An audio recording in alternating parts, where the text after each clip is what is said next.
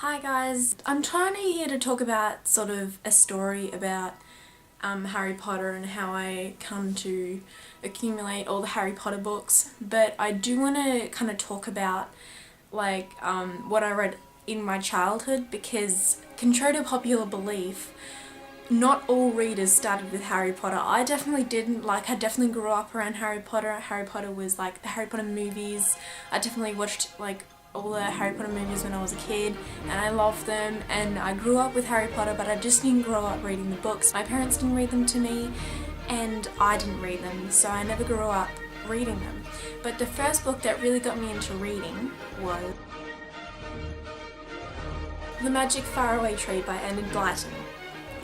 This book is about three children, Jo, Bessie and Fanny, who go out on an adventure. They move to a new house in the country and they go out on an adventure, and one day they decide to go out into the forest and venture out, and they find this big tree and they start to wonder what the big tree is all about.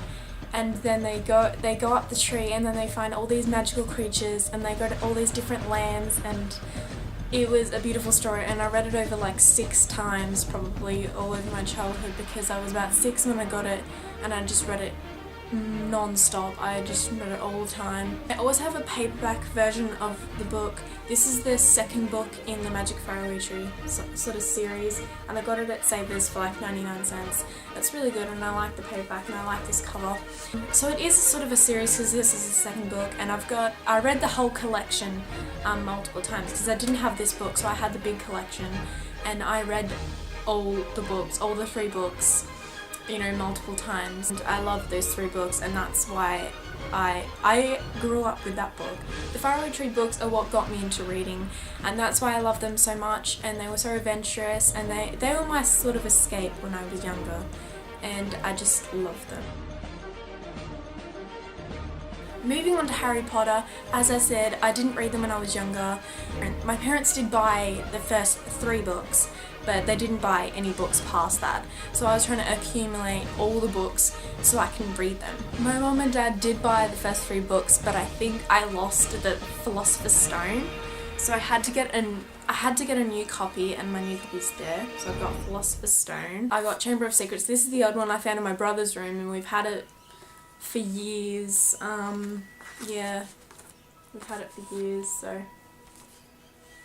And it's got a little colouring mark there, and clearly it's old. And I've got Prisoner of Azkaban in hardback. I do not have the dust cover to this, but I do have it in hardback, and hardback's my favourite.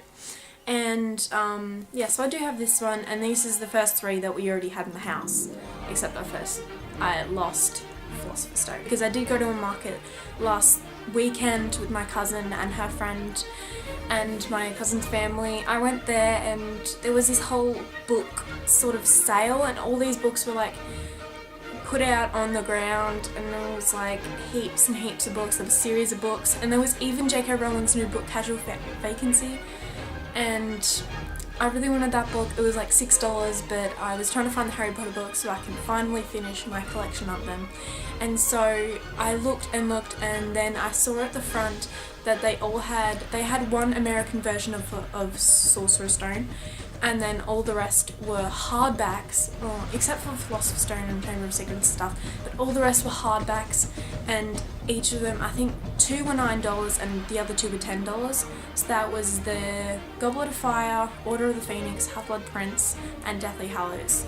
And so I wanted to get all of them, but my auntie only gave me $20, and then she was going to give me an extra 10, but she wasn't going to buy Deathly Hallows. My cousin and her friend were keeping me at this jewellery stall, and they were at this jewellery stall because they wanted to look around, and they were waiting for my auntie to bring back money so they could buy their stuff.